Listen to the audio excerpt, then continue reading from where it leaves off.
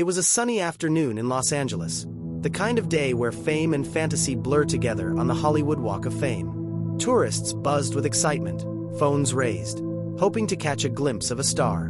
Among them was 22-year-old Leah Monroe, a college senior from Oregon visiting LA for the first time.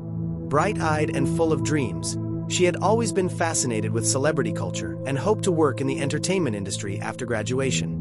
What nobody expected was that Leah's seemingly magical encounter would become the center of one of the most chilling missing persons cases in recent memory. Leah's last known public sighting happened at the Grove, a popular shopping complex in West Hollywood.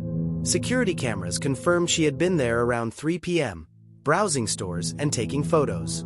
Then, seemingly by fate, she crossed paths with actor Noah Callahan, an A-list star known for his action films and carefully curated public persona.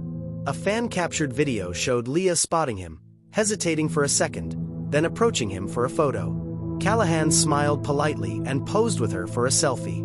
That image was later uploaded to Leah's Instagram with the caption, "Dreams really do come true, Blackheart #Noah Callahan #LAdventures." The photo went viral within hours.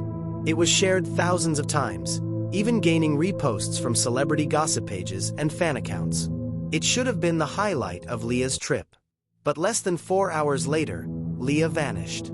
At 6:42 p.m., Leah was supposed to meet her friend Jess, who lived in LA, for dinner at a restaurant just a few blocks away. Jess waited outside the restaurant until 7:30 p.m. before realizing something was wrong. Text messages went unanswered. Leah's phone pinged one last time at 6:11 p.m., somewhere in a residential neighborhood near Runyon Canyon. A strange location given that her hotel and the restaurant were both downtown. By midnight, she was reported missing. The LAPD launched a missing person investigation immediately, given the unusual circumstances and Leah's complete lack of history with mental health or personal issues. At first, the public clung to the idea that Leah had simply gotten lost or chosen to go off-grid. But detectives digging into the hours following the selfie found something darker. Security footage from a nearby parking garage showed Leah being approached by a black SUV just 30 minutes after the selfie. The vehicle's license plate was unregistered. A blurry figure, tall, hooded, could be seen stepping out and talking to her. Leah appeared hesitant but eventually entered the vehicle. That was the last time she was seen. A week later, an anonymous tip came into the LAPD hotline. The caller, a woman, said only, "Check the hills. You'll find her where the stars don't shine." Then she hung up. As the story exploded, attention inevitably turned back to Noah Callahan. Social media speculated endlessly. Was it just a coincidence? Was Leah targeted after the selfie went viral? Had someone seen her photo and followed her? Journalists hounded Callahan. He denied knowing Leah beyond the photo. "I take dozens of photos every day with fans. I had nothing to do with her disappearance," he said at a press conference. But suspicion lingered. A twist came when police uncovered that Leah had followed not just Noah Callahan, but also his assistant, Brandon Greer, on Instagram. Greer's account was private, but digital forensic experts discovered Leah had messaged him earlier in the day, apparently after recognizing him from Callahan's entourage.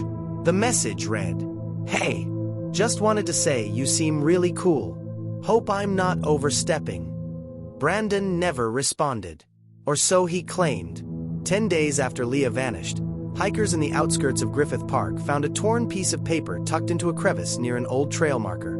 On it, scrawled in shaky handwriting, "He said no one would believe me." DNA confirmed it was Leah's.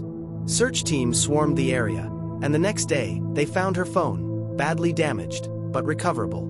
Inside, investigators discovered a chilling voice memo. Leah had recorded herself whispering in a hushed voice, "If anything happens to me, please look into Brandon Greer. He followed me after the selfie. I'm scared." The evidence was enough to obtain a warrant. Brandon Greer's apartment was searched, and there they found Leah's bracelet, hidden beneath a floorboard. He was arrested immediately. Under intense interrogation, Greer broke. He admitted to becoming obsessed with Leah after she messaged him. He said he felt a connection and wanted to meet her in private. When she resisted, he panicked.